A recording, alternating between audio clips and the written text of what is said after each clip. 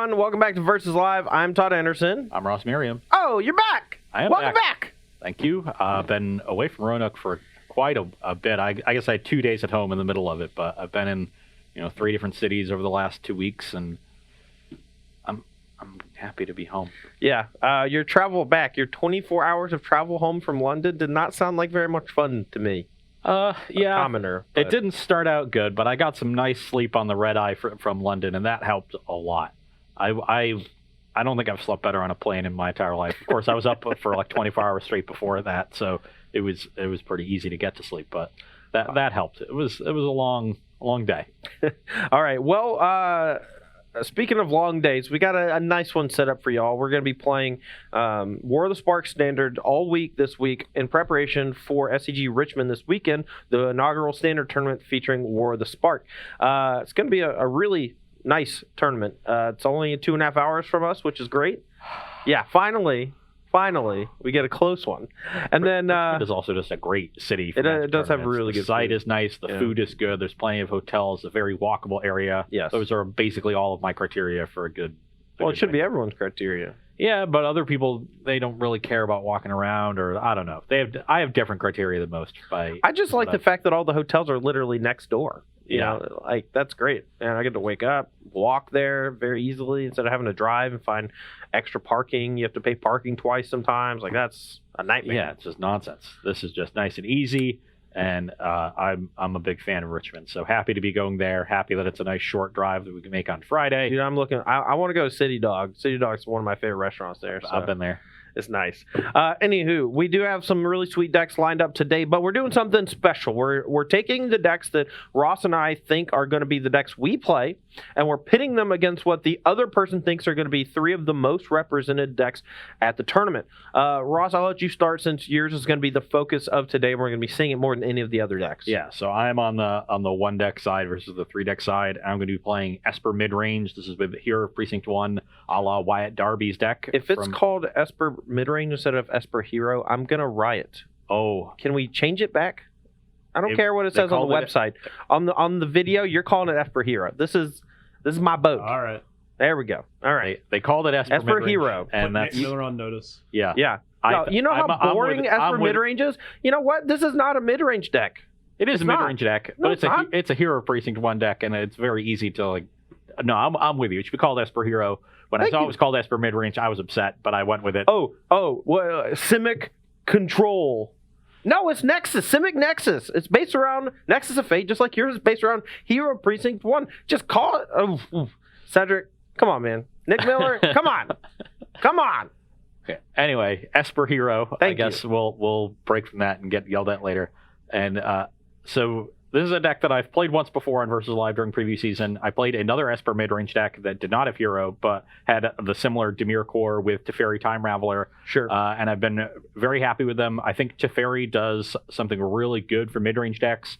By the way, you can read more about this deck on my article today, StarCityGames.com. Wrote all about it in more detail than I'll give you right now. But I think what Teferi does is it's such a powerful tool against control decks and against Wilderness Reclamation decks that it allows you to skew your midrange deck towards beating aggressive decks in game 1, which is what you want to do anyway, side in all your counter spells and your addresses, but not be super far behind in game 1 so that your matchup can be turned around rather quickly with a good sideboard. So, yeah, I mean, your deck's main decking Hero Precinct 1, which is a huge threat. If a control deck doesn't kill it immediately, they're in a lot of trouble. You have 4 main deck Teferi Time Ravelers, which turns off all their counter spells, makes it so that you don't have to play around anything on your own turn, which is insane. You know, like if they don't do, they don't get the benefit of the untapping their lands with the Teferi because they can't cast stuff during their end step.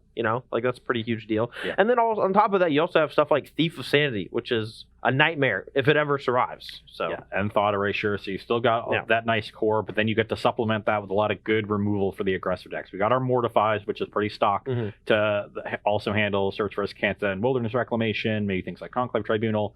We've got a couple copies of Tyrant Scorn as a nice 2-mana removal spell that triggers Hero. Yep. We've got our Deputy of Detentions and our Hostage Takers, which are now even better because we have Sorin Vengeful Bloodlord from War of the Spark. These are great cards to return with Sorin. If you say play Sorin and plus it, and then next turn you're able to minus on a hostage taker and immediately cast the card that you take. That's a huge deal. Yeah, you create some huge swings. It also gives your creatures lifelink, so you can race against aggressive decks really effectively. Though notably, only lifelink in your turn. Yeah, so you have to be a little bit aggressive, but it allows you to actually start applying pressure to your opponent instead of just kind of sitting back and waiting on them to continually draw a bunch of removal spells. So I like the fact that it incentivizes you to try to turn the corner as opposed to just like playing max defense. They can just never really attack. Yep. And then we've upgraded Basilica Bellhaunt into Enter the God Eternals. Sure. A little bit more awkward against the control decks, but incredible against the aggressive decks, and just a much more powerful card, and great with Teferi because you can cast it at instant speed and really break up some things mid-combat, or just you have your opponent off kilter. Let's save a little bit for the article. Go read the article. But we're going to be playing that deck, Ross's Esper Hero deck, all day today against what I think is going to be 3 of the most represented decks at Richmond. First up, I'm going to be playing an Azorius Aggro deck. This is basically white Weenie splashing blue for sideboard cards. Something we've seen quite a lot. But we have 2 new cards in the deck. We have Law Rune Enforcer, which is a really weird name, but it's this 1-drop creature that allows you to basically control combat. It's not something we haven't seen before out of white Weenie style decks in the past. We had Gideon's Lawkeeper for a little while, way back in the day when we had things like Honor of the Pure pumping all of our squad, and we just had this thing that could basically dominate combat. Just a 1-mana 1/1 that allows you to tap basically up to 2 creatures over the turn cycle to be able to swing in with a bunch of middling creatures. And then on top of that, we also are playing Gideon Blackblade as another 3-drop, basically replacing Unbreakable Formation with Gideon as like our anti-sweeper card, but also just a really powerful 3-drop. Yeah, when they cast their Kaya's Wrath and you get to Unbreakable Formation it's great, but it's really hard to leave up that mana. You can just proactively cast your Gideon. Then when they cast Kaya's Wrath, you lost some creatures, but you still got a Gideon, and they're probably going to die. Right, but you can also give another creature indestructible, which is cool. So you basically get to save 2 creatures. So, choose Gideon and your Benalish Marshal or something else. And then I'm also 2/1 is fine. Right. And because we cut Unbreakable Formation, I also added back in Adata Vanguard over Tithe Taker to give me a little more defense against those Kai's Wrath decks. So, but we are going to be playing 2 other decks against Ross's Esper Hero deck today. But this is up first. So let's go ahead and get to the games. I have the marbles. You get to be on the play because I defended the marbles while you were gone. Thank you. Yes. I didn't catch Thursday's show. I saw it. It was a close one. It was a sweat. We played a lot of games because Emma had a really sweet Bolus Citadel brew for Modern. Oh, I did see that. Was that deck great? It was really cool. She comboed off on like turn 3 and turn 4 a couple times. We actually I 2-0'd her really fast with Amulet Titan though, because I just had turn 3 Titan plus Pact of Negation both games. Nice. Got it. Marbles. So then we just played against Is It Phoenix, and then I Surgical Extraction to her only win condition 1 game. But I let her combo off anyway because this is like step 1 of the deck. Anyway, you get to go first. I just said. Remember? Why do I get? Because I have the marbles. Oh yeah, that's how that works now. Yeah. We don't need to roll dice anymore. I've been gone for so long. We don't need to roll dice anymore. Got a new playmat. Everything's changed. Yeah, the new playmat looks like a hot dog. You can't go home again. It's like a reverse hot dog actually. Ketchup and mustard's on the outside. That's going to be a messy hot dog. Yeah. Don't think that's how they do it at City Dog. No, they usually put the things in the hot dog. Put the toppings inside. How's your hand? My hand is pretty good. It's a little land light, but we got a thought erasure here to surveil. Okay, well, my hand is reasonable. We're going to keep it. We'll play Law Rune Enforcer. Now, this card might actually be pretty good in this matchup just because it taps down Thief of Sanity, which is nice. All right, well, I got a lot of good spells here. You're probably going to want to take this here, Adonto Vanguard, unless you just can't deal with some of this other stuff. Just because it knocks me off curve. Yeah, I like the idea of knocking Todd off curve. The Snubborn Sentry is not, a big deal in any way, shape, or form. True. So, yeah, let's just take the 2-drop and surveil. And I think we need to make more land drops so we can bin this to Fairy. Okay. All right, we'll just play a snubber and attack for 1. 19. Here we go. And now I can play land and Thief of Sanity, and Todd's going to have a hard time casting his spells while protecting himself from this thief. Which is nice. All right, I'll give the Law Rune Enforcer indestructible and say go. Yeah, go. And I'm just going to use Law Rune Enforcer basically to protect myself from Thief of Sanity because it will eventually run away with the game. The Dauntless Bodyguard is obviously a very good draw because it can also protect it from Mortify. Okay, declare attacks. Tap it. Don't think I can afford to play this one because it doesn't really do a whole lot. So I guess we'll just play a tap land and pass the turn.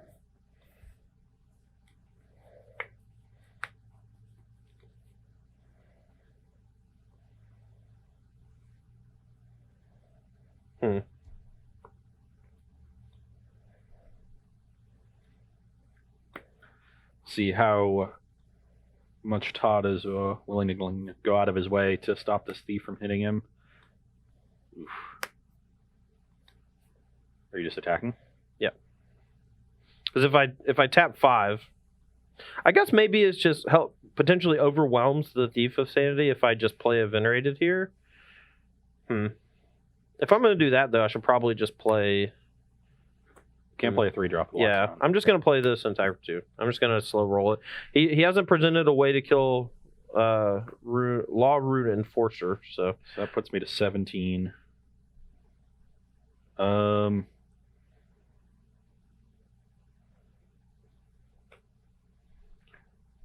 Okay, on your... I guess don't give me the choice, I guess. Probably best. Yeah. So on your Unsimple, kill that. I was wondering if I should just do it in combat, prevent the 2 damage. Then you could Locks it on me, but that's fine. So I think once you do that... I think you do it after combat. Yeah. Because I'm still not going to... All right, so you didn't take any damage. Whatever. You're at 19 still. You do it after I attack with Bodyguard because you have perfect information. Okay. I should have just attacked first. Declare attacks. Tap it. So we're 19 to 20? Yep. Todd slow rolling actually makes my hand kind of awkward. I was hoping to sort of trade up the curve here, but now he's got like all his powerful cards in his hand, and I don't really have anything else to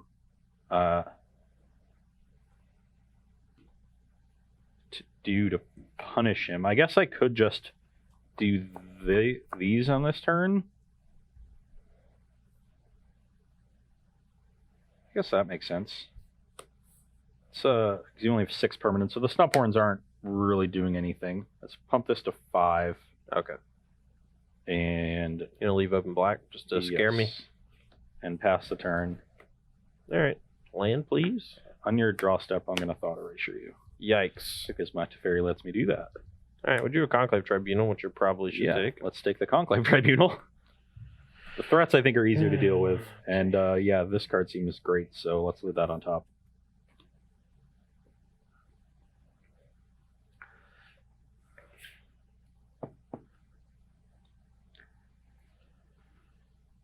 You got 1 card in hand, you left on top? Yep. All right, so my Law Rune Enforcer is probably going to die next turn, but... I think I'd still just wait 1 more turn because I can't. If I Banish Marshal, I can attack Teferi for 4. But if he bounces anything with it, I just get to replay it for 1 and then just combo that with Venerated Luxodon. And I think I'm only going to be able to stop Thief Sanity for 1 more turn, so I think I just do it. I just say go because I really just want to. If I draw a land next turn, it's going to put a little bit more pressure on him. Okay, declare attacks. This gets tapped and.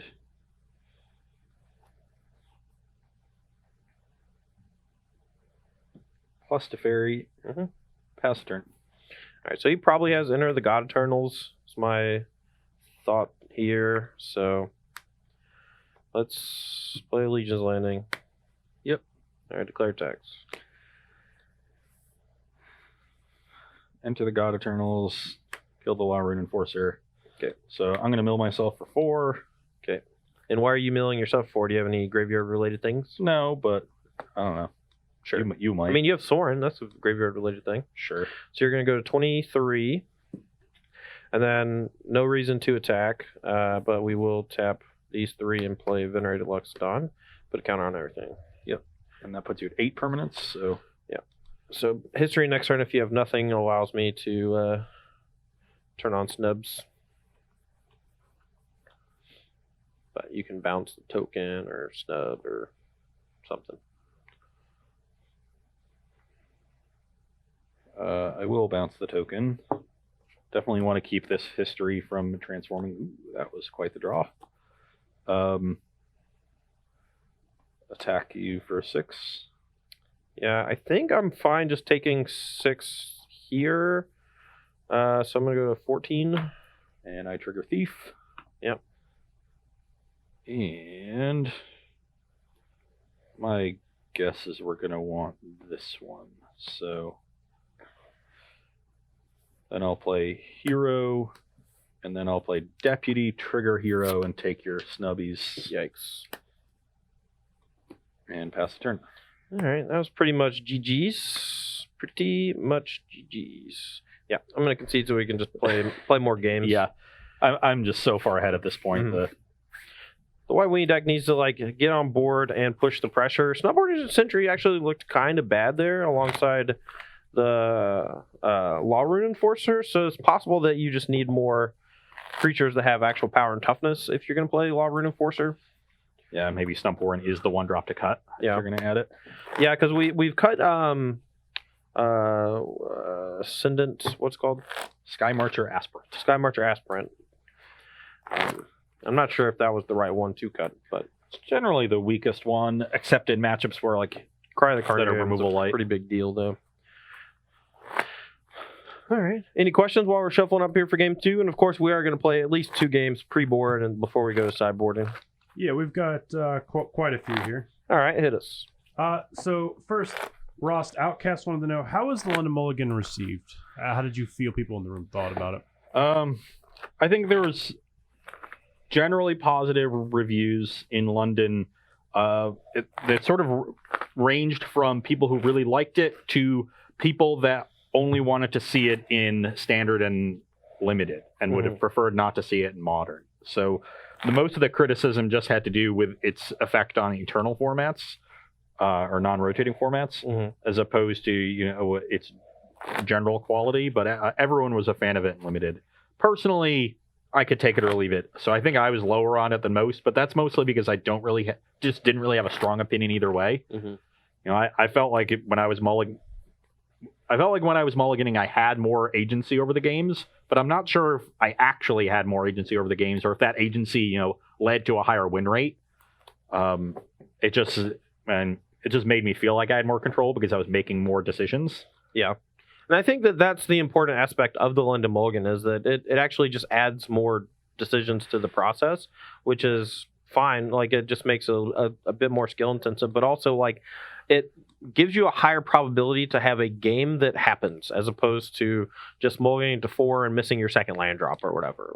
Yeah, I had a game in limited where I mulliganed and put the coercion in my hand on the bottom, the coercion amass one, and my opponent was playing 4 planeswalkers and they were 4-color control deck, and the coercion was probably the best card in my deck. Yeah, let's put that one on the bottom. They went. They desperated my creature on turn 4, cast Ugin on turn 5. All right, let's take a couple more before we get game 2, though. All right, Brooke Horse wants to know, what do you feel is the most impressive War of the Spark card in standard testing so far? Teferi. I mean, it's really good. Yeah. It also, so a lot of people have been talking about Nexus of Fate decks, specifically Simic with Tamio, and how it's just everywhere on Arena, and a lot of people are planning on playing it this weekend. And I think that you should 100% be trying to play Teferi in that deck. That's the mirror breaker. I'm giving it to you for free.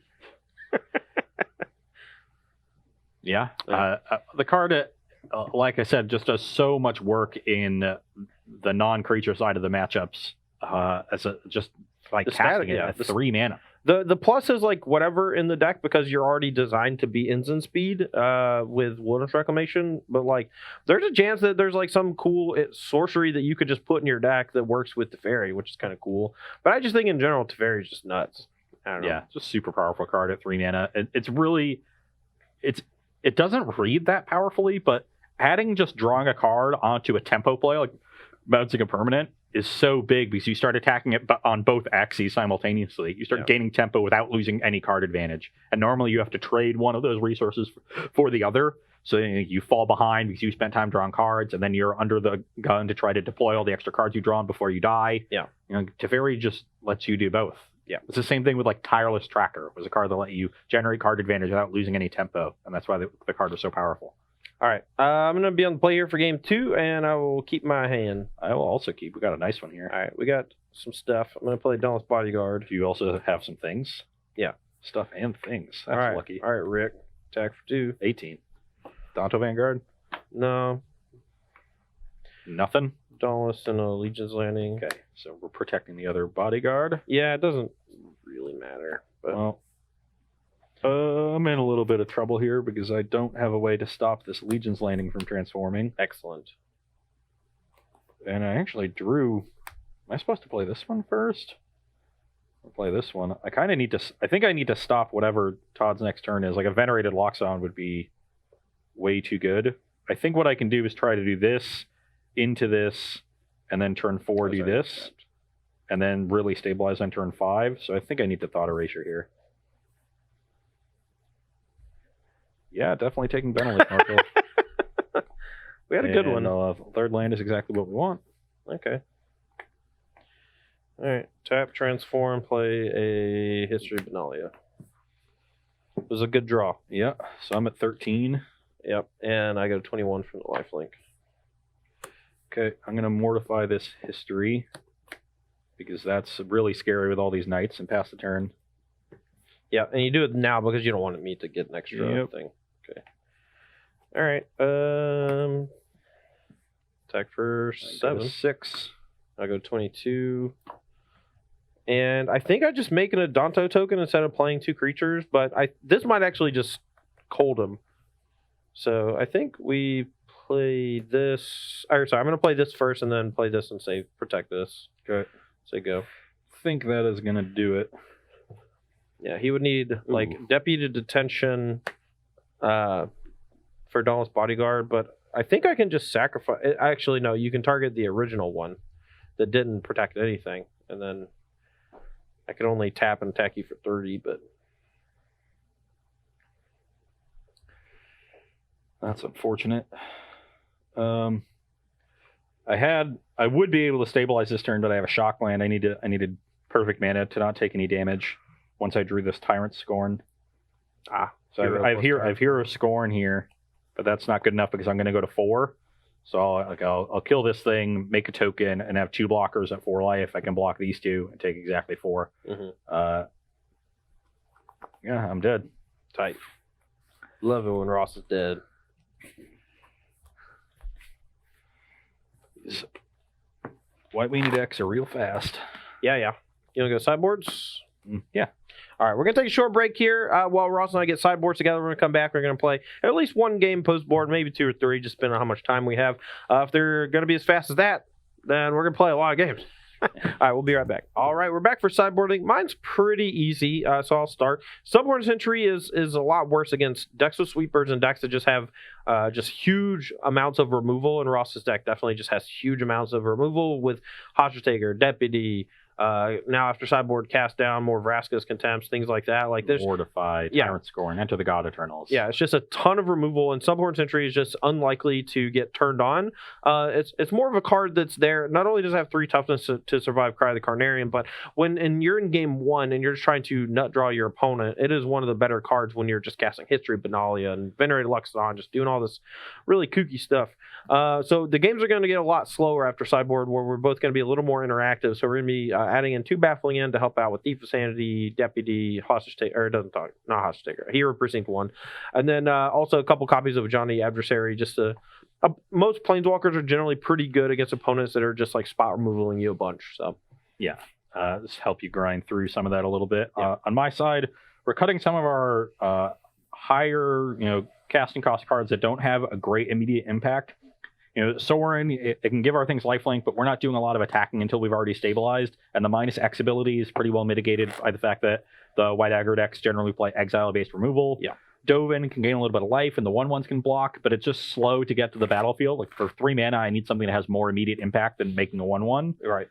Seraph is, I think, a fine card in the matchup, but it's very vulnerable to Conclave Tribunal when I'm falling behind, and it still only blocks one thing. Yeah. And usually if I'm falling behind, the 1/1s aren't doing a whole lot to stabilize the battlefield. So I think Seraph is worse than some of the other things we're bringing in, like Hostage Shaker and some Lyras, which are things that really do have immediate impact. A little bit more cheap removal with our cast downs. And I've decided to cut some of the cantrips. We don't really have a lot of time to be casting Discovery, and bring in Vraska's Contempt because this new list has Gideon in it in addition to a Johnny's Afterboard, and I don't really have another good way to answer a Danto's Vanguard. So I think having a couple of Vraska's Contempts is going to be better than it historically has been against these white weenie decks. Sure. While we're here, though, thoughts on potentially leaving in some number of Seraph because you're bringing in Lyra Dawnbringer? Yeah, I hadn't really thought about that to get the, that sort of angel curve. Mm-hmm. I'm usually not a fan of trying to play to situations like that. Like if I'm playing my Seraph and then untapping and didn't have to trade it away, then I'm probably going to be in good shape anyway. Sure. No, I just, that's something good to tell people, I think. A couple of questions before we get started here for game 3. Yeah. Dritz087 wants to know, do you still think mono red will be a viable choice for Richmond this weekend? I think week 1 is usually when aggro decks do the best because people are still trying to, especially in multicolor formats. Let me be clear. Just because people are trying to figure out new strategies, and oftentimes their decks are wrong by 10 plus cards, and so the aggressive decks are rarely going to be wrong more than 5 or 6 cards or so, just because of how cookie cutter a lot of those types of cards can be in an aggro deck, and so that's why I usually see red capitalize in early weeks of the format, just because the odds of them being wrong is significantly less likely. So and other decks tend to just be a bit slower. Sometimes they stumble on mana, like their colors that their lands produce aren't quite good enough. So yeah, I think mono red could be good. I think there's a chance that you just end up running into a bunch of Enter the God Eternals though, and that card annihilates you, especially in the Esper version when you're talking about Mortifies and stuff, just because they can take care of your draw engine in Experimental Frenzy. Yeah. If I was looking at mono red, I would be thinking about potentially playing Dreadhorde Arcanist and then splashing for Collision Colossus. Sure. So you just have this sort of combo potential. Well, you have combo potential, but also I think Dreadhorde Arcanist is just good. Yeah.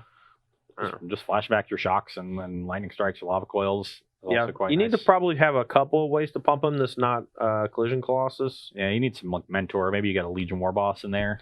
Yeah, Mentor sounds pretty nice. I'll say that. Yeah. Maybe once you get the first to pump, like the second power is where Arcanist really gets powerful, because most of your removal spells are 2 mana. At least the ones you really want to be flashing back. So you really only need the second power. With Collision Colossus, you need 4 power to flash that back because it's 2 cards in 1.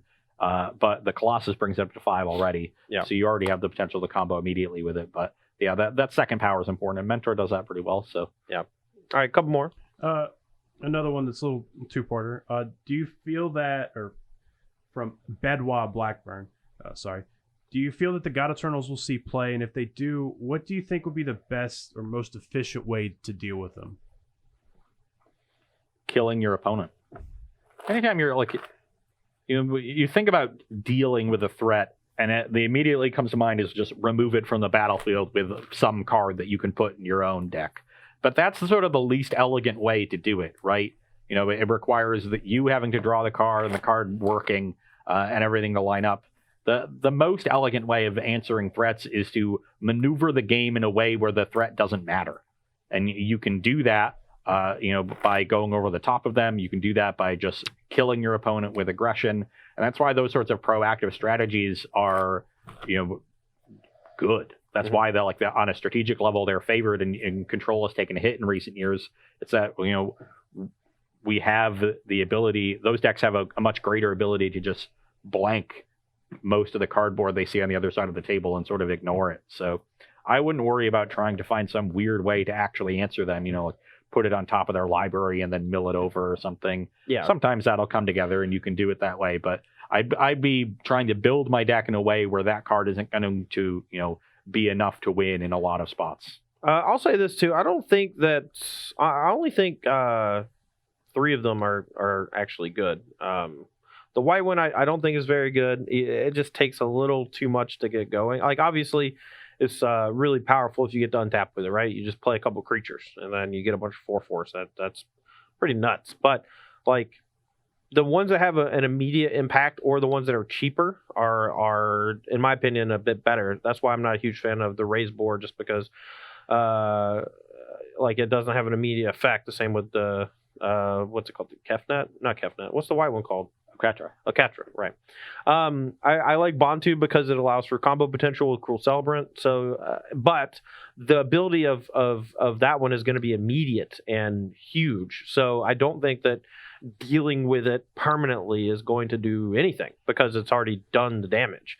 The blue one costs a little bit less and has a huge body for a flyer, which is pretty cool. And the ability is not very good on it just because like, you know, it's only going to hit about half the time or less, depending on how you construct your deck. So, you know, that deck is just going to use it as a recurable threat, or sometimes you get a little lucky and get an extra Chemisters Inside or enter the God Eternals or whatever. If you're trying to play a super long game, then that ability is going to come up because you can force the opponent into that game with the rest of your deck. Right. And then when you play your Kefnet, you can say, you know, kill it 3 turns later, it'll come by. I don't mind playing 3 turns down the road. Yeah, and last but not least, Ronus is basically, you know, doubles all the power on all your creatures when it hits the battlefield. Like, that card is either going to kill you when it hits the battlefield or do absolutely nothing. So, you know, again, you don't really need to deal with it permanently. Like, it's just not going to do anything, or it's going to kill you. So with both Ronus and Bantu, you stop those cards from being effective by limiting the rest of your opponent's battlefield. Right. So, you know, stay on curve with them, kill their stuff, and then when they play their Ronus on turn 5, it's not going to have much of an impact. And you can, you know, beat the 5/5 on board. Mm-hmm. All right. How's your hand? Let's see. It only has 1 land in it. Mulligan. Already mulliganed. So, all right. While Ross is doing that, any more for us? Yeah. Loco117 wants to know, Todd, how do you think Temur Reclamation is positioned right now? I think of the Reclamation decks, for me, it's going to be one of the more viable ones as long as you're playing Ral, just because it allows you to actually fend off opposing Teferis, and it allows you to be able to interact pretty easily with Thief of Sanity. Just all you have to do is just leave in some shocks after sideboard, and then maybe bring in Crushing Canopy, and then you have enough answers for those 2 cards. And those 2 cards are going to be wreaking havoc on a Simic Nexus opponent. So I think it is more viable than Simic, though it is getting a lot less press because it's not as flashy. You know, the Nexus of Fate decks generally have the ire of many people because of how it steals time from them when you're playing on Arena or whatever. Just like, you know, your opponent basically just gets a lot more turns than you because they're time walking a bunch, and people just don't really like sitting there doing nothing, which I don't blame them. So I don't like sitting there doing nothing either. Yeah. I think that of all the decks that existed before, I think that Temur Reclamation got the most help from the new set. I think Jaya's Greeting in some number is probably pretty good. Killing a creature and scrying is significant. I think that Ral's Outburst is a perfect addition to the deck, and I think Ral Storm Conduit is phenomenal. It's so much better than I thought it was.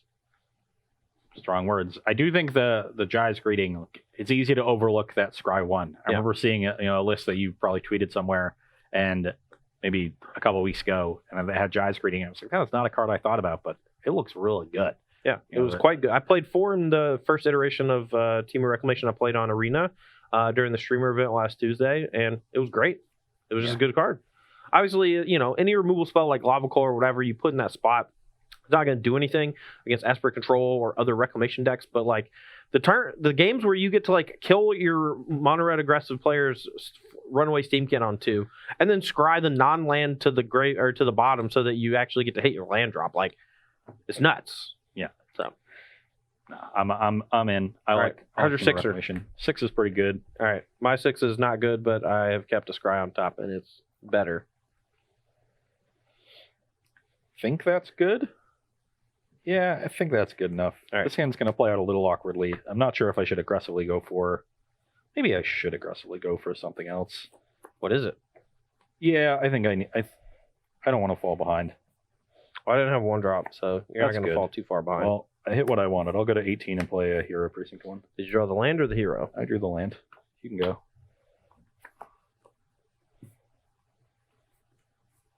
Duntle of Vanguard.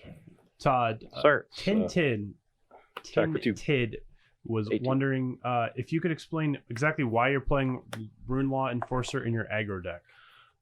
So it gives when you're playing an aggro deck, especially one like this White Weenie deck, raw bodies matter more than anything else. And as long as your 1-drop has the ability to gain power like Sunborn Sentry or power itself, it is usually mostly interchangeable with every other 1-drop. And when you start giving 1-drops the ability to be good as the game goes longer, or have a unique effect as the game goes longer, like your Dauntless Bodyguard, you're going to see those kind of rise to the top because they not only provide a generic body early on for things like Banash Marshall, Transforming Legion's Landing, but they also just do something really good later in the game. And I think that that's the type of 1-drop you want in a deck like this. So. Yeah. I think the second point of toughness is also really important. Like you have all these Anthem effects. Going from a 1-2 to a 2-3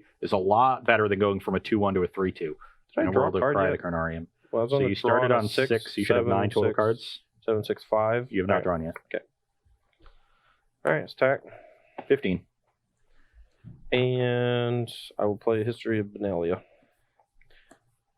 It's a good question, though, because it is new, and it doesn't really seem like it belongs in the deck because it doesn't have 2 power, but it is quite good. We saw in game 1, actually, how much it changed the game. I think I would have just got completely decimated by that Thief of Sanity if if it was any other 1-drop. Yeah, of course, I didn't draw the 4th land, so I was unable to deploy more threats, but not sure which card I need to Hostage Taker here. I am going to get some human tokens, though. It's pretty good. I give right now Vanguard is the card that actually attacks into me. The Knight token gets checked by the 2/3. But the Vanguard sort of gets checked by double hero, right? I'm going to make enough tokens that I can just block it over and over again until you have an Anthem. If you have an Anthem, then it gets a lot scarier. Though if you have an Anthem, then the 3/3 can attack pretty freely. I kind of like the idea of just hitting the Knight token and getting in for 4 too, like that. That gets Todd to 14 and also sort of checks Vanguard. Yeah, I like that too. Yeah. 14, 15. Also, just think that there's a chance that I have an answer because I didn't have a 1-drop on 1. Yeah. All right, so let's roll the history. Roll that beautiful bean footage.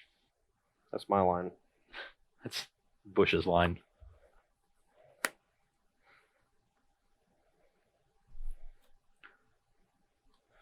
This will be a big turn for Todd. I assume we're going to see a large wave of stuff. Maybe an elephant here. Yeah, I think so.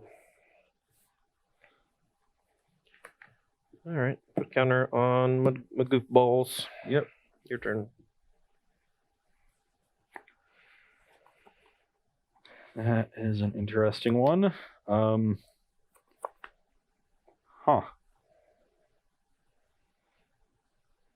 Really interesting one, actually.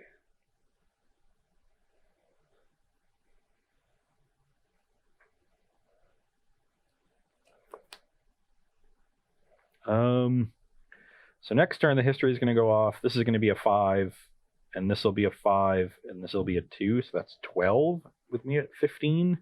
It's a pretty sizable attack Todd's got lined up. This is only a 4. 4, yeah, 14. My bad. I could, just slam this, but like Todd said, it's pretty likely that when he starts kind of slow that he's got a removal spell in his hand. So I think I just want to go with this another Hostage Taker, and because I can take the Lockset on here and cast it because I have such a huge that's actually threats. Nuts.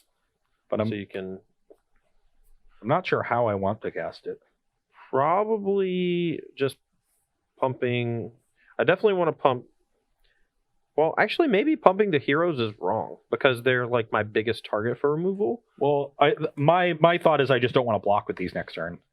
Sure. So if I'm going to do some blocking to protect my life total, I'd rather have these tapped.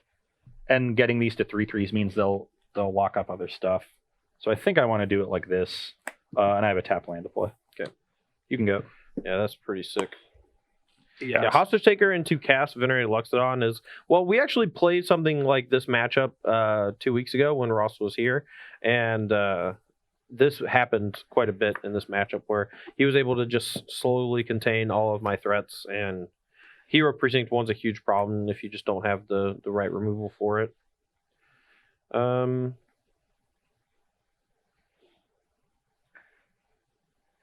think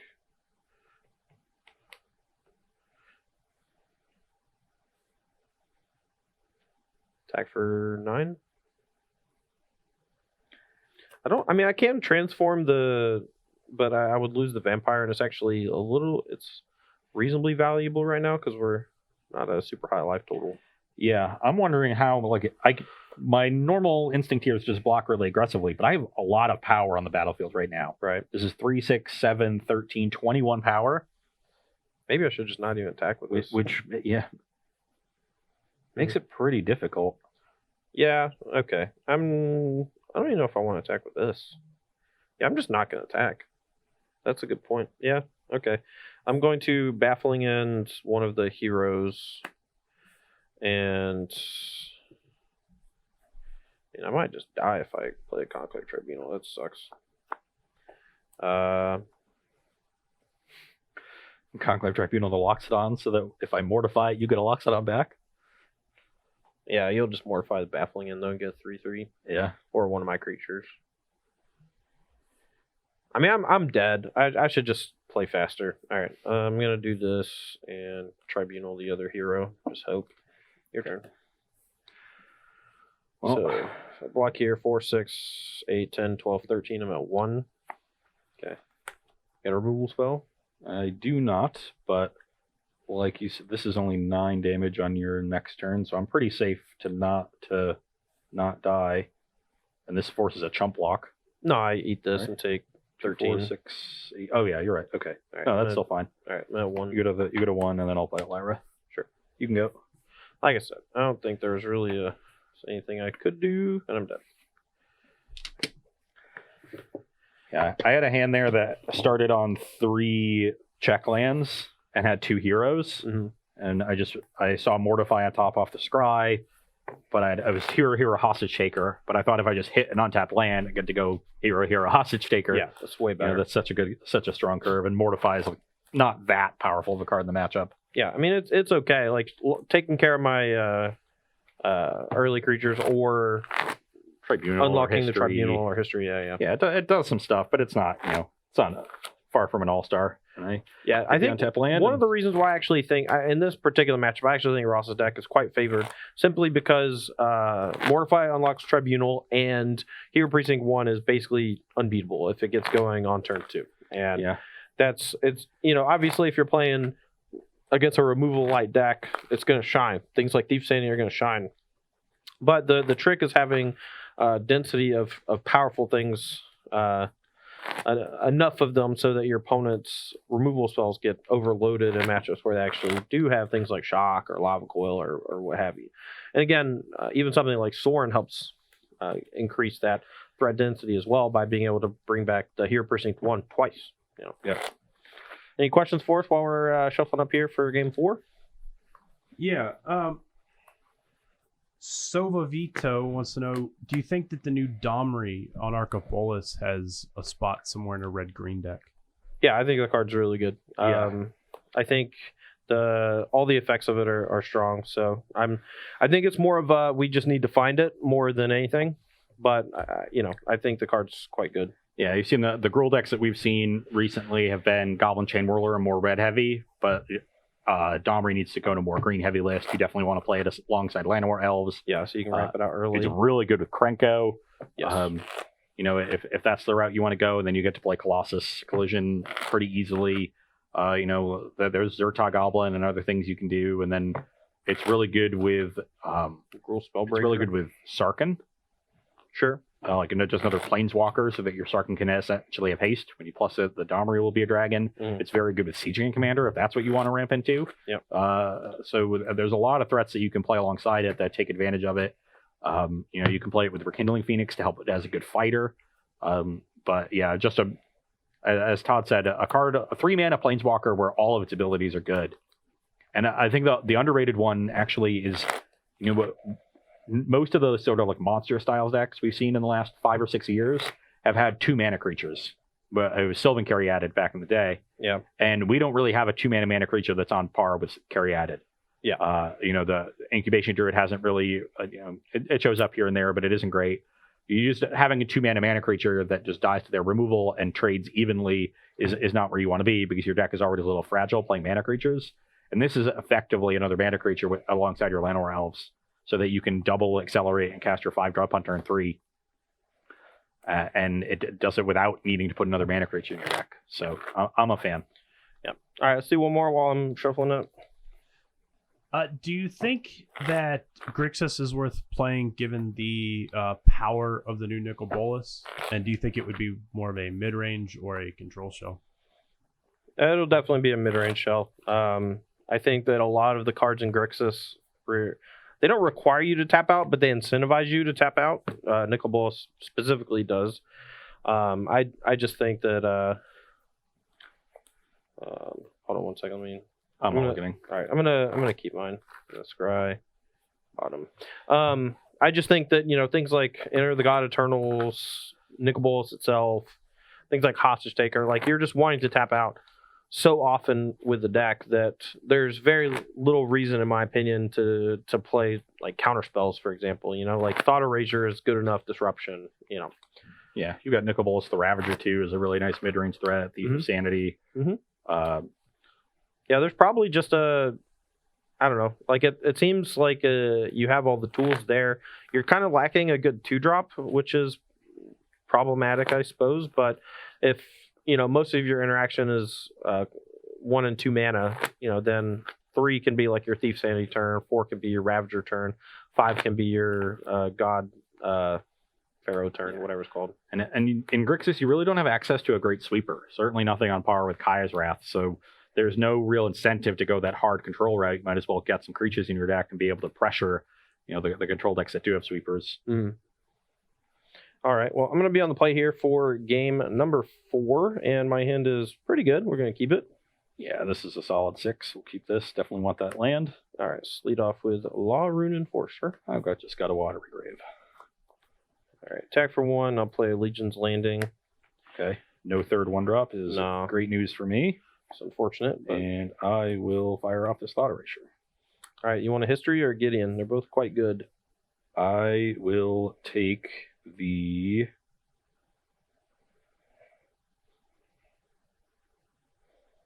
Gideon. Okay. And I do not want this land. All right. Play the History. Make a knight. Attack for 2. I'm at 17. You're at 21. 1. Yeah.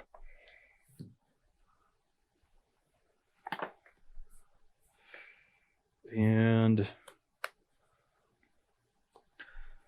do I want to... I think I just want to guarantee that this Legion's Landing doesn't transform. So I'm going to mortify the Law Rune Enforcer. Okay. Pass the turn. All right. Draw, tick. All right. Attack for 3. 14 to 22. Another Law Rune. Go. Okay, let's play a tapped Hallowed Fountain and Deputy the Night tokens. That'll deal with the history and once again stop this Legion's Landing from transforming and give us a nice blocker. Yeah, that's really unfortunate. Yeah, Deputy is super good against History Benalia. Just completely checks it. I'm gonna tap that and attack for 1. 13 to 23. Here you go. And now I can just play this Thief of Sanity and pass the turn. Law Rune will check Thief, which is a little unfortunate because that's my way of pulling ahead here, but I feel pretty good. We're in a sort of top deck war. I've got some stuff back in my hand. Who has the Tribunal? Yeah, so I can't not cast the Conclave, because if Ross just has a Scorn or a Cast Down here on my end step to kill Law Rune, I'm just going to lose to the Thief. So I'm just gonna tap it again and attack for 1. Yeah. 12 to 24. Yep. Go. Okay, pass the turn. We're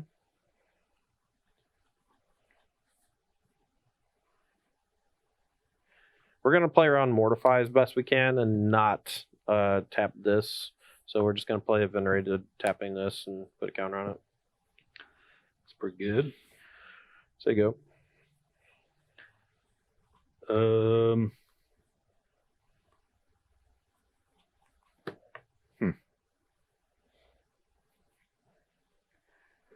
Well, I'm going to mortify the Tribunal on your end step, get this back, even though it's not going to be attacking. And go to declare tax. Tap Thief.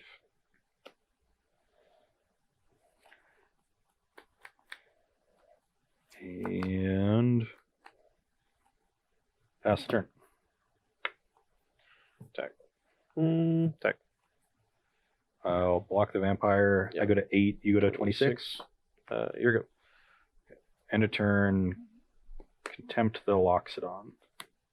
Okay. I'm at 8. I don't want to die. So you go to 10? Yeah. If the game keeps going, I'll be fine. Sure. Declare tax. Tap the Thief.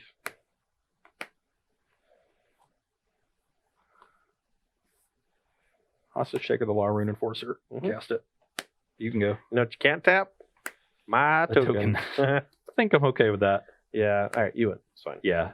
Todd didn't really draw much there once the board was stabilized, which is tough for the white weenie decks. You know, you're drawing these sort of mopey 1-drops, and they're playing their cool mid-range cards. All right. Well, the first test for Ross's Esper Hero deck up against one of the more aggressive decks in the format. Seems like you handled it pretty well. 3-1. Yeah.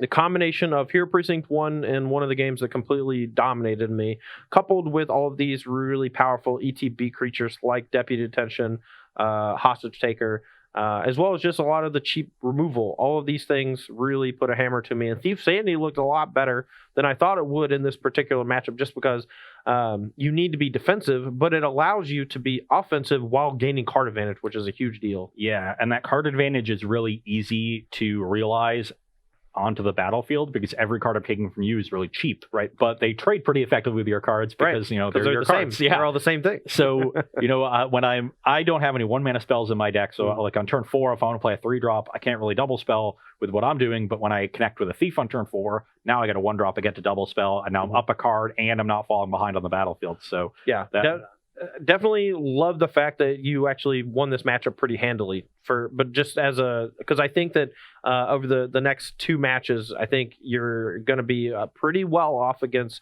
something like Simic Nexus, and then the other deck who is it Phoenix, which I think you're going to be able to handle that deck quite easily, just because I don't have that many threats, and while I can contain some of your removal spells, some of your threats with my removal spells. It's going to be an uphill battle just because I'm so threat light, and you know you're pretty well prepared to deal with like a handful of threats. So yeah, you know, I've got a good amount of removal, and not a lot of it is in the form of just removal. You know, they're cards that you can play proactively, or they gain card advantage in some way. They help me get onto the battlefield, and you know, having a high density of those really helps you out in these creature matchups. So I don't need a big haymaker card in my sideboard. That you don't see any copies of Cry the Carnarium or even Moment of Craving. You know, I can play the more flexible cast down. I've already got some life gained in the deck. You know, the main deck is pretty well situated in this matchup. So, you know, then the sideboard gets better in matchups like Simic Nexus and some other decks. You know, cast down is going to be a lot better against Isidrix than Moment of Craving would be. So the flexibility of starting with Teferi, letting you skew your main deck to beat the aggressive decks, then lets you skew your sideboard to beat the other decks. And it's this cascading effect that really makes deck building so much easier when it's usually a huge chore for mid-range decks to have to figure out exactly how many of certain cards they want, because, you know, mid-range decks have to take into account everything. They don't get to ignore anything. Right. And I think it's really interesting that you have so many diverse removal spells like that. You know, Mortify, for example, is going to be good no matter what you play against, because either your like Esper Control is going to have Search for Ascanta, so you're going to be able to deal with that. Your White Weenie decks are going to be low to the ground, so Mortify not necessarily a good removal spell against the 1-drops, but potent 3-drops with Banish Marshal or taking care of the enchantments, just awesome. All-star removal spell that couples so nicely with Hero Precinct 1. I love it. Yeah, no, and Tyrant Scorn is another sort of flexible removal spell. And we didn't get to see it, but yeah, being able to, I'm pretty sure it bounces any creature, so you can save your own creature from a removal spell. Yeah, it does. So that's you've already cast the hostage, you bounce our hostage taker, get to cast another one. Get another one. Same with deputy. If your first deputy hit a bunch of night tokens, you can let your second deputy take care of the rest by bouncing it. Maybe make some tokens with your hero. So a lot of flexibility and power in the removal package in this deck. Yeah, and the fact that like deputy is also pretty good against Nexus, the card Wilderness Reclamation, just being able to come down and knock it out just seems nice. Yeah, they can't protect it. If you have Teferi, they can't protect it with a blink of an eye. Right. So. All right, well, that's going to do it for the first match of the day. We got 2 more on the docket. We're going to be running this Esper Hero deck against a couple more. So if you have any questions for Ross about his Esper Hero deck, make sure to get those in. But also just go check out his article on StarCityGames.com right now, because we're taking a 10-minute break, and we'll be right back.